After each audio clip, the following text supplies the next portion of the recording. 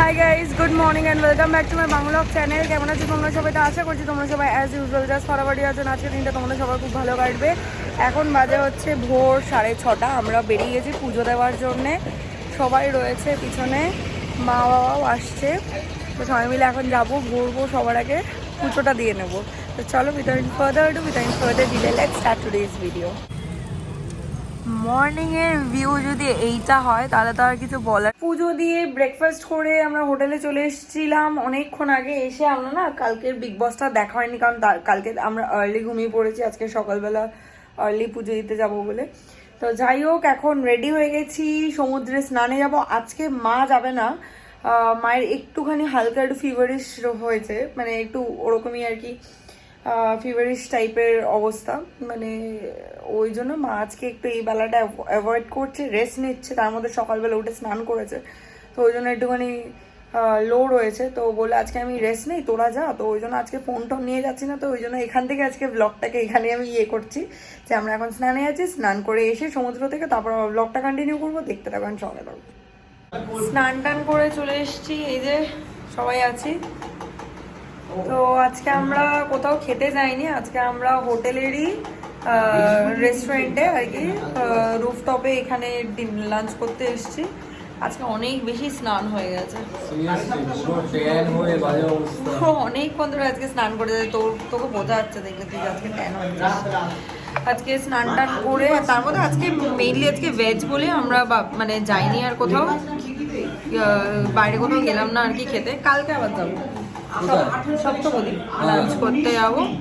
আর কালকে ইচ্ছা আছে বিকেলবেলা একটু মিত্র ক্যাফেতে গিয়ে ফিশ ফ্রাই ট্রাই করবো। তো পোস্ট লাঞ্চ, আজকে লাঞ্চটা আমার তো মোটেই একটু ভালো লাগেনি, কারণ ভেজ ছিল না। ঘুরতে এসে ভেজ খেলাম, এবার খেতেই পারতাম নন ভেজ, কিন্তু ওই আর কি মানে সপ্তপদীটা মিস করছিলাম। ওই জন্যই আর কি খারাপ খেয়েছে। এই যে এখানে বসে বসে কফি বানাচ্ছে, ইগনোর দ্য মেস, ওটা আমাদের বেডশিট। Ignore the mace. ভীষণ ভীষণ ভীষণ প্রবলেম, আমি ভেজ খেতে পারি না সায়ন। কাপ ধুতে যাচ্ছে, পরিষ্কার পরিচ্ছন্ন কিন্তু এমনি। চুপ কর, আমিও পরিষ্কার পরিচ্ছন্ন যথেষ্ট।